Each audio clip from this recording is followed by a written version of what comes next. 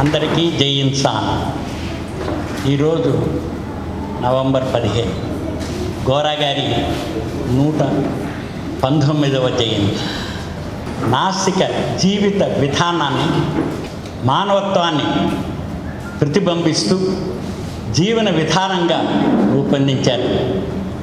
వారు ఈరోజు 119వ జయంతి సందర్భంగా ఇక్కడ విజయవాడ నాస్తిక కేంద్రంలో కార్యక్రమాలు నిర్వహిస్తున్నాం.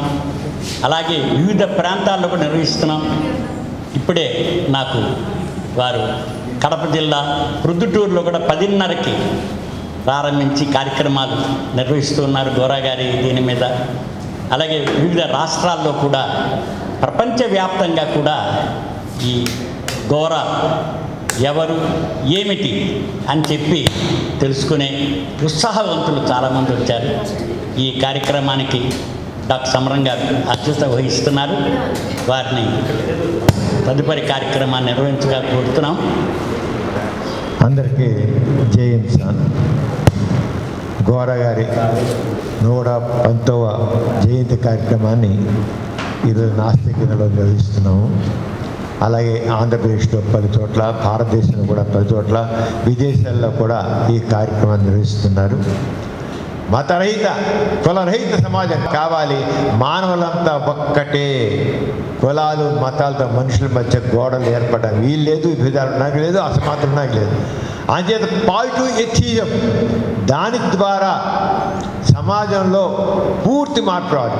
వ్యక్తి స్వేచ్ఛ, ఆ వ్యక్తి స్వేచ్ఛని, ఆస్తికత్వము భగవంతుడికి దాసోహం, నా కర్మ, నా దుర్గ్రాత, పూర్వ సుకృతం, ఇలాంటి భావాలతో ఆస్తికత్వం కాదు. వెని ఒట్టిది నాస్తికత్వం అంటే వ్యక్తి స్వేచ్ఛ, స్వాతంత్ర్యం, సమానత్వం, సంఘ దృష్టి, వ్యక్తి గౌరవం, అది నాస్తికత్వం.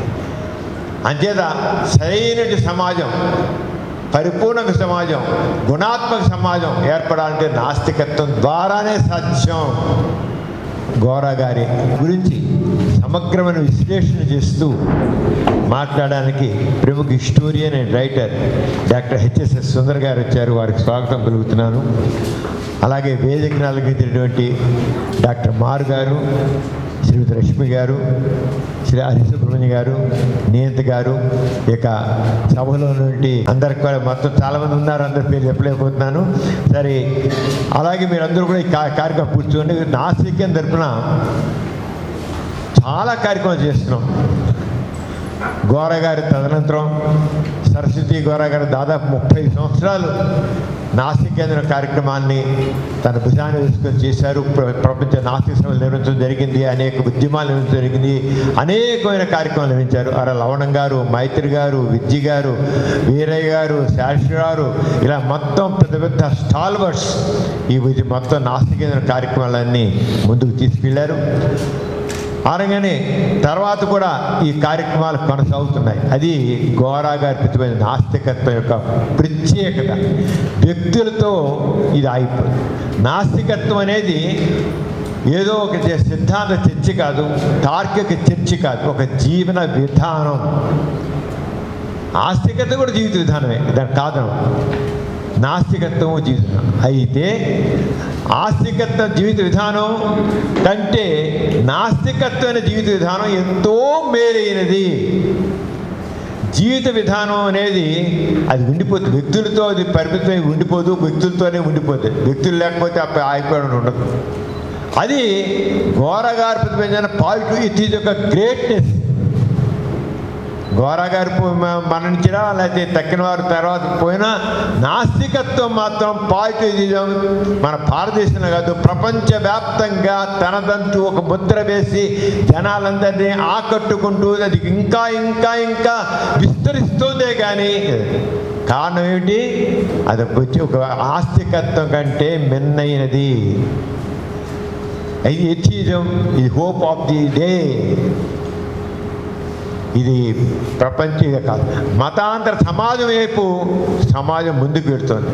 ఆ మతాంతర సమాజం ఎదుగా నాస్తికత్వం సిద్ధాంత చర్చ కాదు, ఒక వేదాంత చర్చ లాంటిది. ఎలా సిద్ధాంత, ఇది కేవలం ఆచరణ. ఆచరణ కనుకే ఈ జనంలో ఉంది, జనంతో ముందుకు సాగుతోంది. అందుకనే కార్యక్రమాలు, ఒక జీవిత ఆచరణ గుర్తుంది. ఆచరణ, నాస్తికత్వం, ఆచరణ. ఘోరాకి ముందు నాస్తికత్వం అంటే కేవలం దేవుడు లేడు, ఈ వేదాలు తప్పు, ఈ పురాణాలన్నీ బూటకం, ఈ జ్యోతిష్గారులంటూ మోసగాళ్ళు, ఈ బాబాలంటూ మోసగాళ్ళు అంటూ కేవలం నెగిటివ్ అప్రోచ్తోనే అఫ్కోర్స్ అటువంటిది కూడా అవసరమే. ఎందుకంటే అటువంటి మోక్షంలో ఉన్న వాళ్ళకి షాక్ ట్రీట్మెంట్ ఇవ్వడానికి ఇది తప్పు, ఇదంతా మోసం, దగ అని చెప్పాల్సిన అవసరం ఉంది. ఆ రంగా చార్వాకుల దగ్గర నుంచి ఇప్పటిదాకా సాగుతూనే ఉంది. చెప్పాల్సిందే మోసం దగ. కానీ నాస్తికత్వం అంటే కేవలం తిట్టడానికి, నిందించడానికి, ఇది తప్పు అని చెప్పడమే కాదు. గోరా గారు అందుకనే నాస్తికత అంటే దేవుడు లేదు అన్నంత మాకు సరిపోలేదు.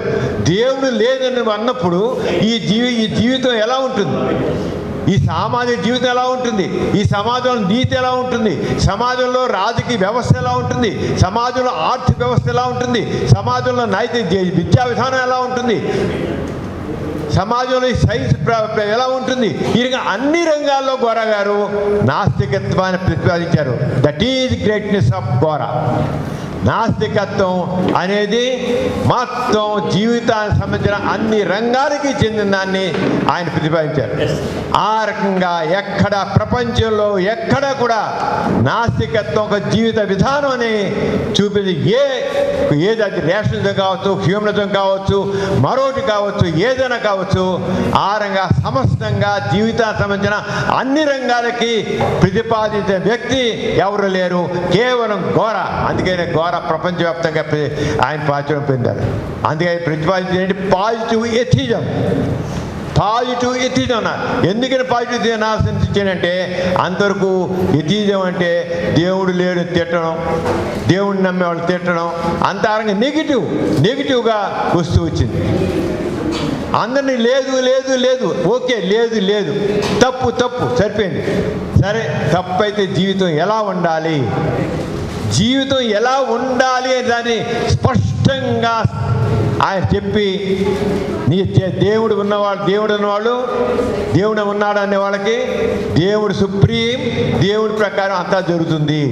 అంటే ఏంటి? పరాధీనత, దాసోహం. ఒక బానిస ఉన్నవాడు ఏమీ చేయలేడు. బానిస మనస్తత్వం ఉన్నవాడు పురోగమనం సాధించలేడు. ఎవడైతే స్వేచ్ఛగా ఆలోచిస్తాడో వాడు పురోగమనం సాధిస్తాడు. అందుకని నాస్తిక చైతన్యం వల్లనే సమాజం ముందుకు వెళుతుంది. గోరా గారు అని చెప్పారు, ఫ్రీడమ్, స్వేచ్ఛ, వ్యక్తికి స్వేచ్ఛ, ఆలోచించే స్వేచ్ఛ, ఆచరించే స్వేచ్ఛ, మార్పు చేసుకోవడానికి స్వేచ్ఛ. ఈ స్వేచ్ఛ అనేది ఆస్తికత్వంలో లేదు. ఎందుకని? అంతా దైవాధీనం. దైవేచ్ఛ ఎలా ఉంటే అలా జరుగుతుంది, నా కర్మ ఎలా ఉంటే అలా ఉంటుంది, భగవంతుని ఎలా నిండితే జరుగుతుంది. అది ఆస్తికత్వం కాదు. నుదిటి రాదు లేదు, కర్మ లేదు, పూర్వజన్మ లేదు, పునర్జన్మ లేదు, ఏమి లేదు. నువ్వే కర్త కర్మ క్రియ అంతా నువ్వే. కర్త కర్మ క్రియ నువ్వే. అది గ్రేట్నెస్ ఆఫ్ గోరా. చెప్పి ఇలా ఉండాలి సమాజం ఎలా ఉంటుంది. పూర్వకాలం ఏం చేసేవాళ్ళు, నైతిక నువ్వు మంచి పని చేస్తే మోక్షం చేస్తావు, లేదా నరకానికి వెళ్తావు, నరకానికి వెళ్తాను, దట్ బైబిల్. కానీ చూసాం ఆస్తికత్వం, స్వర్గం, నరకం, మోక్షం అని చెప్పిన అన్నీ కూడా ఎంత దేవుడి గుడిలో ఉన్నవాళ్ళే, ఆ పూజారులే, అక్కడ ధర్మకర్తలే దేవుడి పేట ఎంత వ్యాపారం చేస్తున్నారో మనం చూస్తున్నాం. ఏం చేసిన ఆస్తికత్వం? ఎన్ని సిద్ధాంతం చెబితే ఏంటి అయింది? ఏమవ్వాలి? అందుకని ఇక్కడ నాస్తికత ఏంటంటే మీరే నీతి అనేది సామాజిక అవసరం. అంచేత నువ్వు నీతిగా ఉండాలి, సంఘదృష్టితో ఉండాలి, వ్యక్తికి గౌరవం ఇచ్చేట్లు ఉండాలి. అందుకనే స్వేచ్ఛ, సమానత్వం, స్వాతంత్ర్యం, స్వేచ్ఛ, సమానత్వం, సంఘ దృష్టి. నువ్వు ఏ సుఖం కావాలనుకుంటున్నావో నీ పక్కవాడు కూడా సుఖం కావాలి. నీ పక్కవాడు సుఖం కోసం నువ్వు పాటుపడాలి. అది నాస్తికం చెప్పింది. మోక్షం కోసం కాదు, లేదు పరమాత్మలో చేరడం కోసం కాదు. నీ యొక్క నువ్వు చేసేది సంఘం కోసం ఉండాలి, నీ తోటివారి కోసం ఉండాలి. ఆస్తికం వల్ల కాదు, మోక్షం కోసం, స్వర్గం కోసం. అలాగా గోరగారు అన్ని రంగాల్లో, ఆర్థికంలో అందరికి సమాన అవకాశాలు రావాలి. అంతేగాని దేవుడు పేదవాడు ఉంటున్నాడు, పేదవాడు నా కర్మ, నా దురదృష్టం అని చెప్పేసి వాడు అనగబడి ఉంటున్నాడు. ధనికుడేమో దేవుడు నాకు అవకాశం ఇచ్చాడు దోచుకుంటున్నాడు. నా అందరికీ సమాన అవకాశాలు ఉండాల్సిందే, ఆర్థిక అవకాశాలు అందరికి ఉండాల్సిందే. ఈ దోపిడీ పనికిరాదు. శ్రమకి విలువ కావాలి, శ్రమకి విలువ కావాలి. శ్రమ దోపిడీ పనికి రాదు. గోరా గారు ఆర్థిక విధానంలో స్పష్టంగా చేశారు. అలాగని ఆస్తుల గురించి ఏదో దేవుడు నాకు ఇచ్చాడు అది అనిపిస్తున్నా, నీ కర్మ, నీ దురదృష్టం. అసమానత అందుకే ఉన్నాయి సమాజంలో. ఎందుకు నా ఆర్థిక అసమానతలు? నా కర్మ, నా దురదృష్టం, నా నుదిట. ఎప్పుడైతే ఇలా అనుకున్నాడో సమాజంలో అసమానత అలాగే ఉంటాయి. అంటే ఆస్తిక సమాజం వల్ల ఆ సమానత రాదు. ఆస్తికత్వం వల్ల సమాజంలో మార్పు రాదు. నాస్తికత్వం వల్లే సమాజంలో ఆర్థిక సమాజం తొలుగుతాయి. ఆ నాస్తికత్వంలోనే సమాజంలో సమానత్వం వస్తుంది. నుదిటి రాత, పూర్వజన్మ పాపాలు ఇవన్నీ పోతేనే తప్ప అది ప్రతి ఒక్క రంగంలో, అది ఆర్థిక రంగం కావచ్చు, నైతిక రంగం కావచ్చు, సామాజిక రంగం కావచ్చు, ఈ సైన్స్ రంగం కావచ్చు, ఏది తీసుకున్న గోరా గారు ఈ రంగాన్ని ప్రతి విషయంలోనూ చాలా స్పష్టంగా చెప్పారు. అందుకనే పాజిటివ్ ఎథిజం. ఆయన పాజిటివ్ అంటే దేవుడు లేదు అంటే ఈ సమాజం ఎలా ఉండాలి? దేవుడు లేదని రావు, ఓకే, తీసి పారేసిన దేవుడిని. ఈ బాబాల దొంగళ్ళు తీసి పారాయి, ఈ పురాణాలు తప్పు పక్కన మారాయి, కథలు కాకమ్మ కథలు అవన్నీ. ఊరికే ఈయన తిట్టి వాడిని తిట్టి కుర్రాళ్ళ కథలు తిట్టి తాపం లేదు. పక్కన మారేవారు. మామూలుగా పంచతంగా కాకి మాట్లాడింది, కుక్క మాట్లాడింది, నక్క మాట్లాడింది, పులి మాట్లాడింది, మేక మాట్లాడింది అంటుంటారు. అవన్నీ కథలు. ఆరగిన ఆస్తికత్వంలో అన్నీ కూడా కథలే. అదే కథలు విలువేంటి? దాంతో తగదు మనకెందుకు కథలకి. ఈ విష్ణుచర్య ఆరగిన ఆస్తికత్వంలో రాసినవన్నీ పురాణ గాథలనండి, ఏమనండి, అన్నీ కూడా కథలు సృష్టించినవి. దేవుడే పెద్ద అబద్ధం, దేవుడే పెద్ద ఊహ, దేవుడే పెద్ద కల్పన. దాని చుట్టూ తిరిగిన కథలన్నీ కథలే. గోరా గారు పక్కన మారేవాటి మనిషి ఉన్నది ఎవరు? మనిషి ఉన్నది సృష్టి. ఆలోచించు, చేయి, ఆరంగా ఉండాలి. The Gora is a practical man, is a realistic man. అందుకనే గోరా గారు ఏం చేయరు? 3 ముఖ్య సిద్ధాంతాన్ని నాస్తికత ఉన్నారు. వాస్తవికత, సంఘ దృష్టి, వ్యక్తిత్వం. ఏదైనా నిజానికి నిలబడాలి, సత్యంతో నిలబడితేనే దాని యాక్సెప్టెడ్. తగ్గినంతే ఊహ, కల్పన అంతే. సత్యం నిలితే నీకు నిలబడితేనే, పరీక్షకి నిలబడితేనే అది సత్యము, వెరిఫైబుల్ ట్రూత్. వాస్తవికత, సంఘ దృష్టి. తప్పకుండా ప్రతి వ్యక్తికి సంఘ దృష్టి. నీకే అవకాశం కావాలి, పక్కవాడు కూడా కావాలి, పక్కవాడు కూడా అందరికీ రావాలి. వ్యక్తిత్వం, వ్యక్తికి గౌరవం. నా కర్మ, నా దురదృష్టం, నేను దేవుడు ఇలాగ పుట్టించాడు, వాడు అలాగ పుట్టించాడు అని ఎంతకి అవాంతరం. వ్యక్తి గౌరవం, వ్యక్తి స్వేచ్ఛకి గౌరవం. ఆరంగా సమాజంలో ఒక నూతన మానవుణ్ణి ఆయన వీక్షించారు. ఆ నూతన మానవుని కోసం ఆయన సిద్ధాంతాన్ని ఒక ఆచరణాత్మకమైన సిద్ధాంతం, ఒట్టి సిద్ధాంతాలు కాదు, ఒక ఆచరణాత్మకమైన రియలిస్టిక్ హ్యూమన్ బీయింగ్ కోసం ఆయన సిద్ధాంతం ప్రతిపాదించారు. సిద్ధాంత చర్చ కాదు, అది ఆచరణాత్మకమైన సిద్ధాంతం. That is Gora, that is greatness of Gora, that is positivism. అందువల్లే ప్రపంచవ్యాప్తంగా ఇంతకుముందు కొన్ని ఆర్గనైజేషన్స్ ఫ్రీ థింకర్స్ అని, రేషనలిస్టులు అని, హ్యూమరిస్టులు పెట్టుకున్న వాళ్ళు గోరా గారు ప్రపంచవ్యాప్తంగా వెళ్ళినప్పుడు చాలామంది వాళ్ళ దేశాల్లో ఉన్నటువంటి హ్యూమరిస్ట్ ఆర్గనైజేషన్స్ని, ఈ రేషనలిస్ట్ ఆర్గనైజేషన్ని, ఫ్రీ థాట్ని, స్కెప్టిక్స్ అన్ని కూడా ఎథిస్ట్ ఆర్గనైజేషన్ మార్చారు. ఎందుకు మార్చుకున్నారంటే గోరా పరిపాలన పాజిటివ్ ఎథిజం అనేది that realistic practical theory, practical approach. ఆ రంగా గోరా జయంతి మనం జరుపుకున్నామంటే గోరా అందరినీ ఏ రంగా ఇన్ఫ్లుయెన్స్, మాటలు కాదు చేతలు. గోరా గారు ఎప్పుడు ఇప్పుడు మాటలు కాదు చేతలు కావాలి. నీ మనసులో ఏముందో అనుసరం త్రికరణ శుద్ధి అని గోరా గారు, త్రికరణ శుద్ధి నాకు కాదు, త్రికరణ శుద్ధి కాదు. నువ్వేం చెప్పావో ఏ రాసావో అది చెయ్యాలి. నీ మనసులో ఉంది, నా మనసులో ఉంది, సరిపోదు.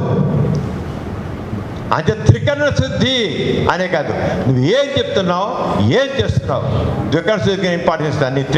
నా మనసులో నాకు అలా ఉంది కానీ నేను చేయలేకపోతున్నా, నా మనసులో ఆలోచిస్తున్నా, నా మనసులో మీరు గౌరవే, నా మనసులో అంటే మంచితనం ఉంది.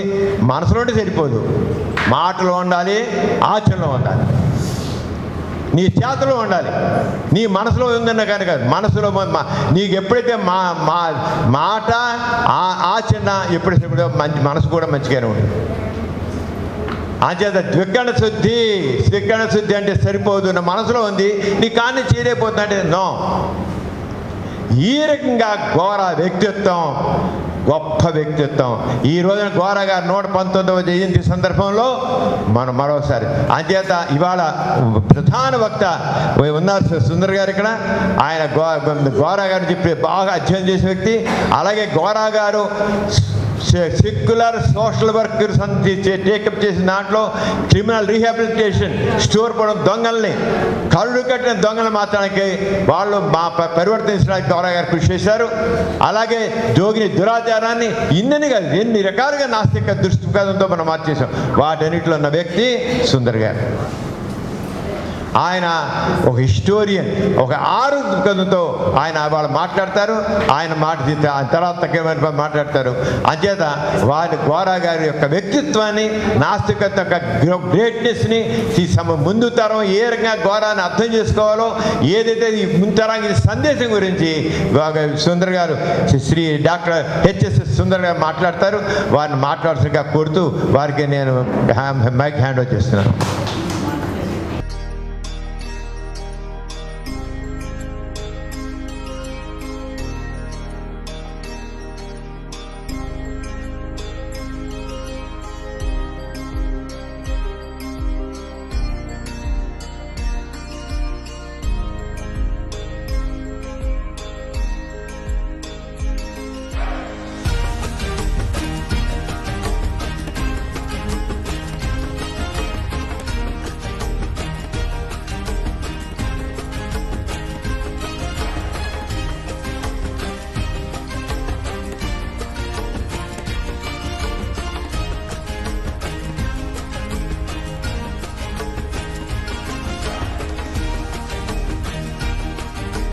గోరా గారు ఇచ్చిన సందేశం ఏంటంటే సమాజానికి ఆయన ఆచరణాత్మకతే ఆయన సందేశం.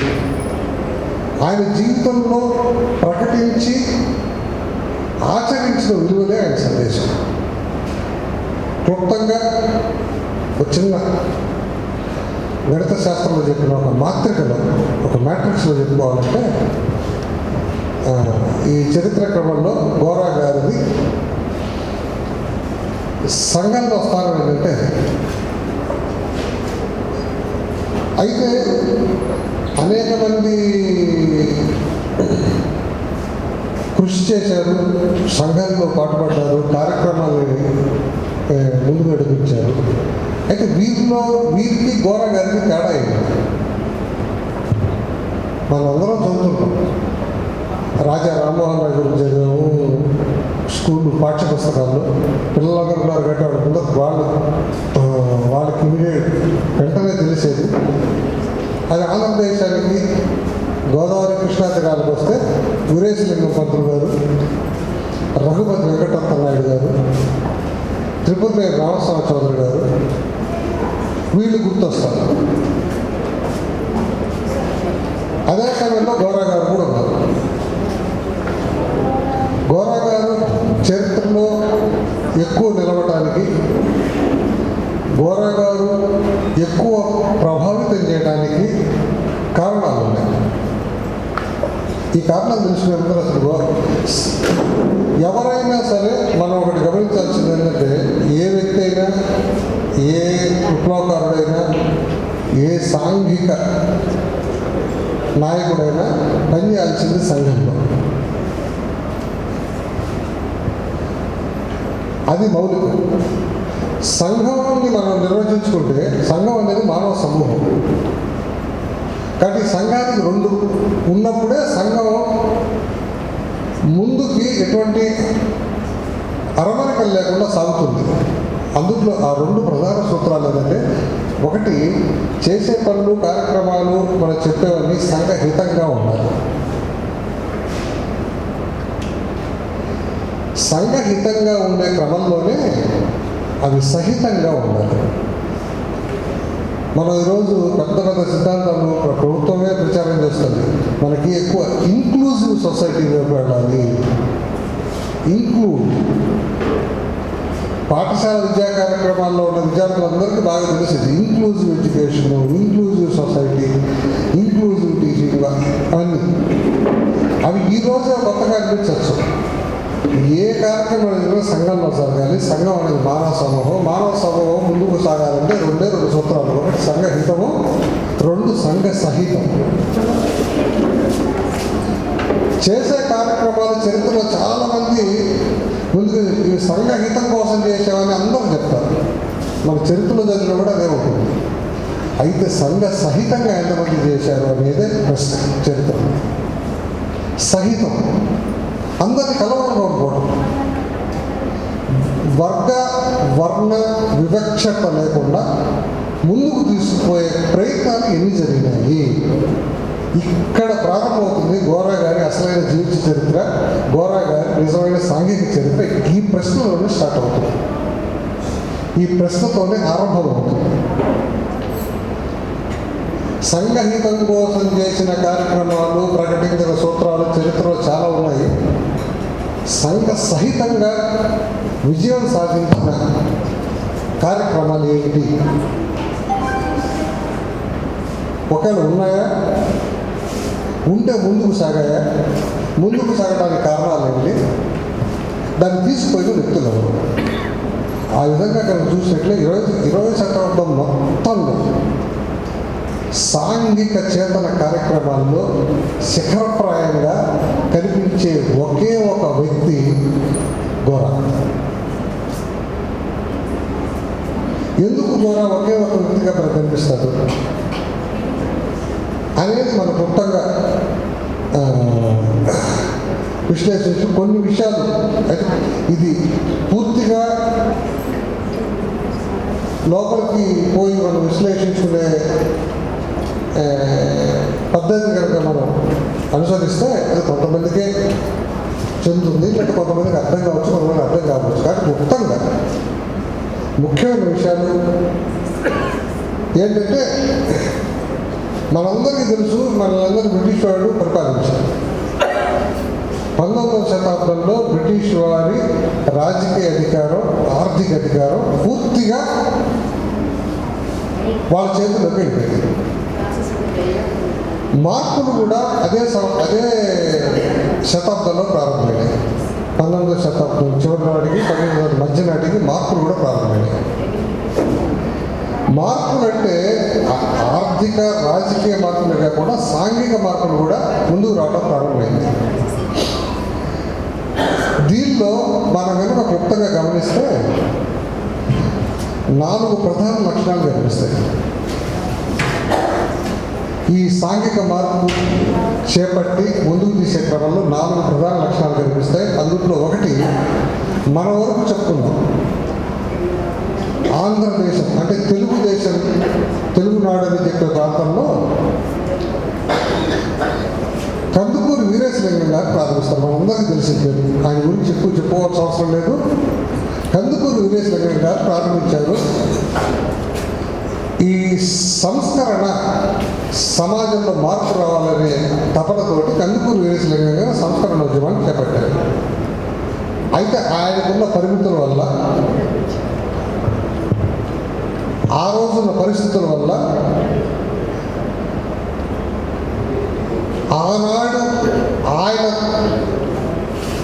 భౌగోళికంగా ఉన్న పరిమితుల వల్ల ఆయన చేపట్టిన సంస్కరణ సాంఘిక మార్పు అనేది ఎంతవరకు వచ్చిందంటే కేవలం సాంప్రదాయక బ్రాహ్మణ కుటుంబాలు ఏవైతే ఉన్నాయో అక్కడితోనే ఆగిపోయింది.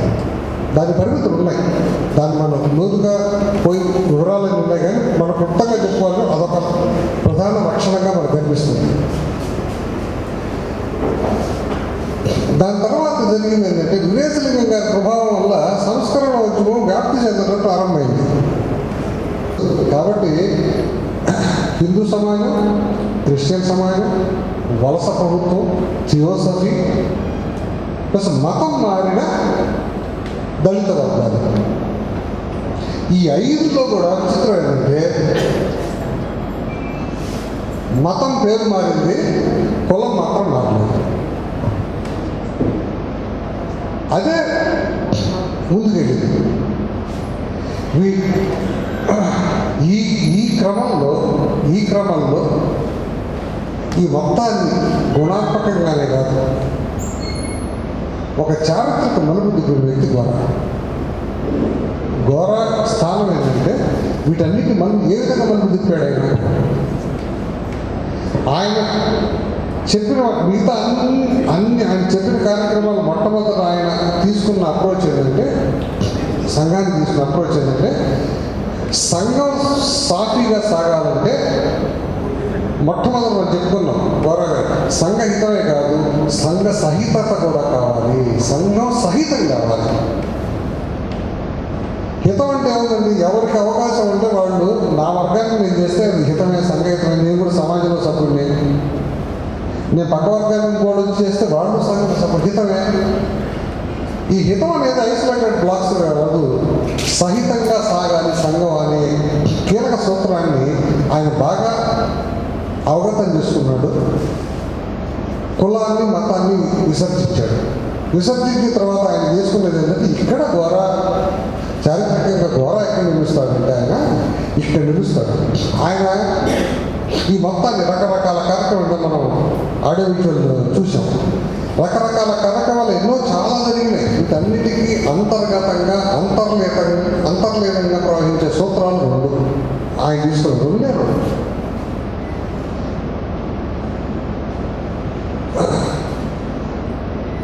దీన్ని ఆయన తీసుకున్న రెండు ఏంటంటే, ఒకటి సంఘహితమే కాకుండా సంఘాన్ని సహితం చేయాలంటే రెండు మార్గాలు ఉంటాయి.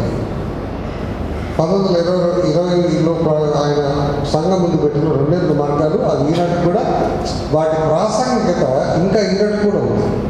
అందులో ఒకటేంటంటే, అంటే మనం సంఘీకరణ ఉంటున్నాం. సహితం చేయటం అంటే సంఘీకరణం చేయటం, సోషలైజేషన్ ప్రాసెస్ అంటారు.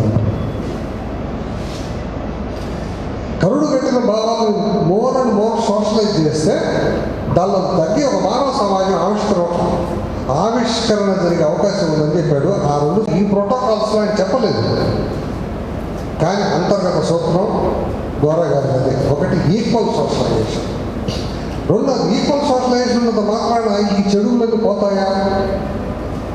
పోవని ఆయన తెలుసు. ఆయన మేధావి, ఆయన క్రాంత పరిస్థితి. అందుకని ఆయన సామాజిక విప్లవకారు గారు దాన్ని వెంబడే ఏం చేశాడు, ఈక్వల్ సోషలైజేషన్ ఒకటే సరిపోదు, దీనికి సెక్యులర్ సోషలైజేషన్ కావాలి. అగ్నికి జాబు ఈ సిద్ధాంతంతో పాటు ఆయన ఇది కూడా చెప్పాడు. దానివల్ల ఆయన దేవుడు ఏదో మన ఉప్పలపాడు క్షేత్రానికి పక్షులు వచ్చినట్టు ఎన్ని చోట్ల వలసపోయాడు, ఎన్ని చోట్ల తరివేశారు ఆయన. ఈ బిడ్డలు ఎత్తుకొని ఆయన ఏం లేదు మహానుభావుడు తిరిగాడు, పరమరక్షణ తిరిగాడు. ఇన్ని అవరాధాలు వస్తే ఎప్పుడో చరిత్రలో అసలు ఆ నామరూపాలు లేకుండా పోవాల్సిన వ్యక్తి ఫీనిక్స్ పక్షిలాగా లేచి ఈరోజు చరిత్రలో నిలిచారంటే కారణం ఏంటంటే ఒకటి సిద్ధాంతం.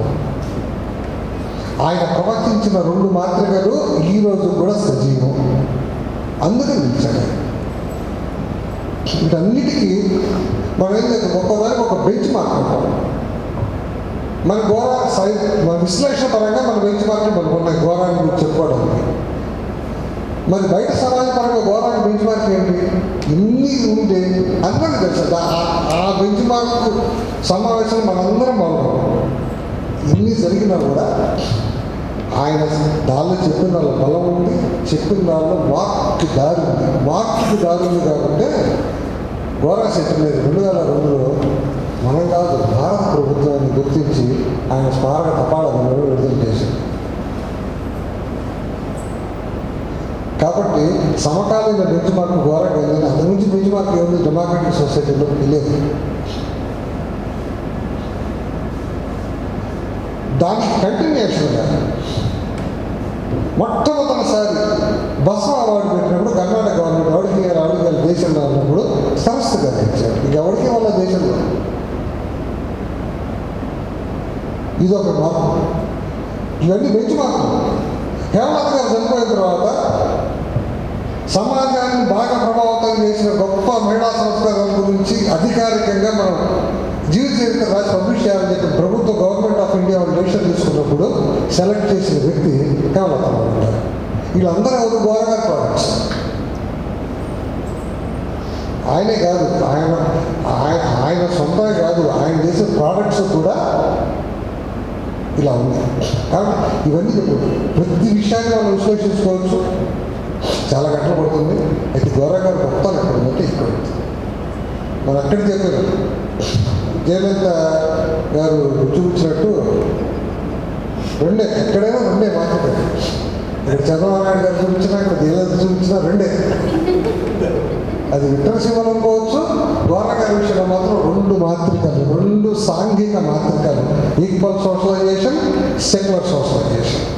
ఈ 2 భారత సమాజం ఉన్నంతకాలం సజీవం, భారతదేశంలో మనుషులు ఉన్నంతకాలం సజీవం. ఈ మనుషులు కులం ప్రకారం తన్నుకున్నంతకాలం సజీవం. దాన్ని మనం వీధి మైకులు పెట్టుకొని చెప్పాల్సిన అవసరం లేదు. ఎక్కడైతే గర్లు వస్తుందో అక్కడ ఘోరా ఉంటాడు. ఈ అవకాశం ఇచ్చిన అందరికీ నమస్కారం. Thank you sir. చాలా ఎన్లైటెడ్ స్పీచ్ ఇచ్చారు. Inspiring speech and enlightened speech.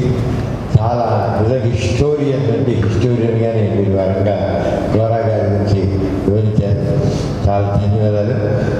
మరి ఇదే సందర్భంలో ఘోరా గారి 2 పుస్తకాలు రిలీజ్ చేయడం జరుగుతుంది.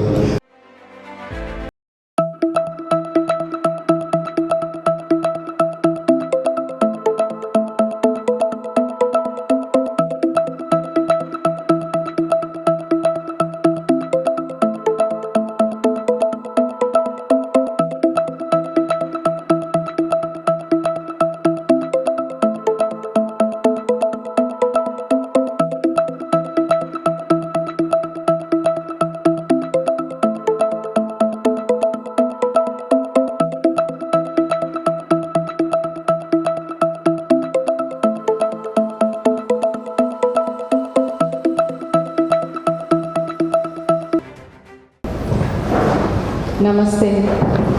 I, Rajita Gora, great-granddaughter of Gora, deem it a proud privilege to introduce the book titled Leaves from Gora's Life, a story in his own voice by Professor Gora. Dr. Sharma Marla, Professor of Philosophy, Heidelberg University, West Germany, has interviewed Professor Gora on his life journey, and this book is the documented text in English of the recorded interview. I feel this book is a must read by everyone who wish to embrace change and also wish to know how a person from an orthodox Brahmin family has changed to be an atheist, not himself, but inspired people around him. It was not a smooth journey. There were so many obstacles on the way, which he and his wife took up as a challenge and moved forward. To embrace change or to think differently is not easy, as people around all the time are not ready to support us and our ideas. But there will always be someone who are willing to support our thoughts and ideas. In this book, we find a lot of ideas discussed, like from Hindu faith to atheist conviction, obedient child to social rebel, naming children and sharing income, experiences in atheist propaganda, life and activities at Mudunuru, contact with Gandhiji, Gandhiji's response to atheist challenge, atheistic correction to Gandhism when caste barriers fall, capitalism and atheism on common man, education and marriages of children who embrace atheism, atheist journals and common platforms as catalysts of change, First World Tour, political approach to atheism, and so on. There is something to take for each one of us from every chapter in this book. Gora's life is an inspiration for all of us as he practiced before he preached.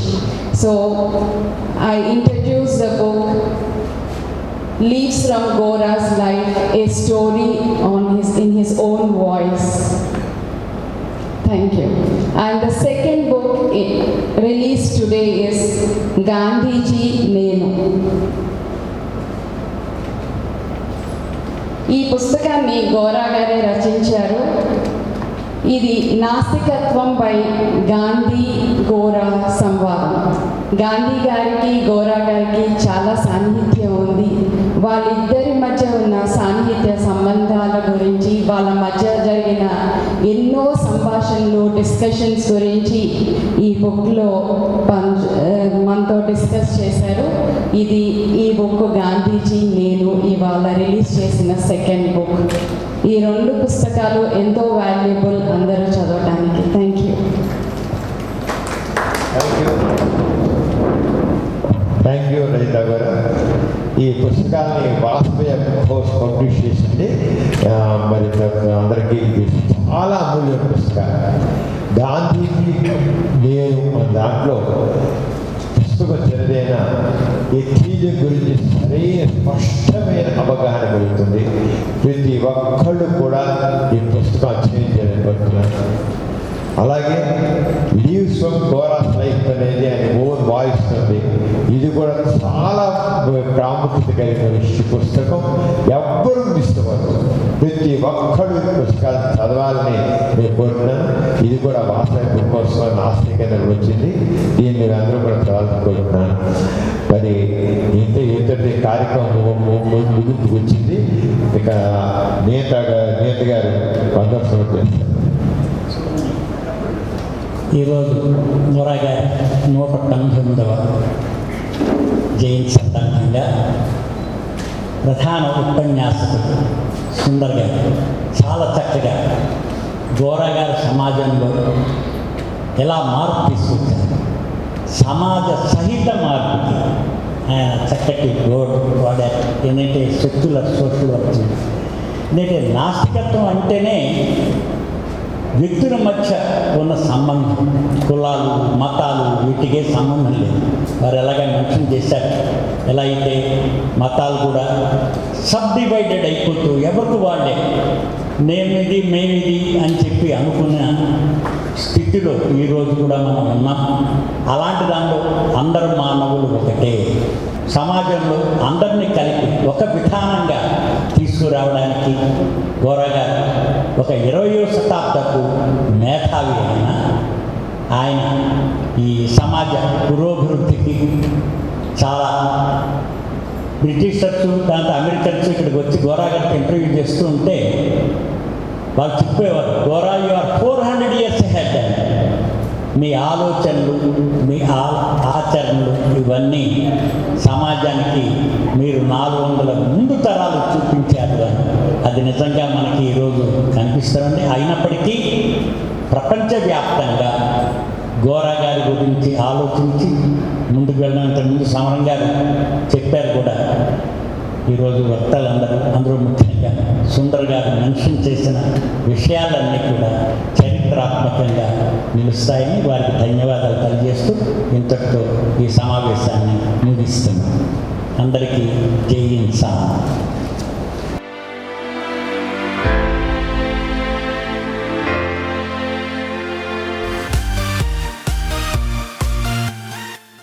ఈ కార్యక్రమం మీకు ఎంతగానో నచ్చింది కదా. ఇటువంటి మరిన్ని వీడియోల కోసం ఎథీష్ సెంటర్ ఛానల్కు సబ్స్క్రైబ్ చేయండి. అలాగే ప్రక్కనున్న గంట సింబల్ని ప్రెస్ చేయడం మర్చిపోకండి.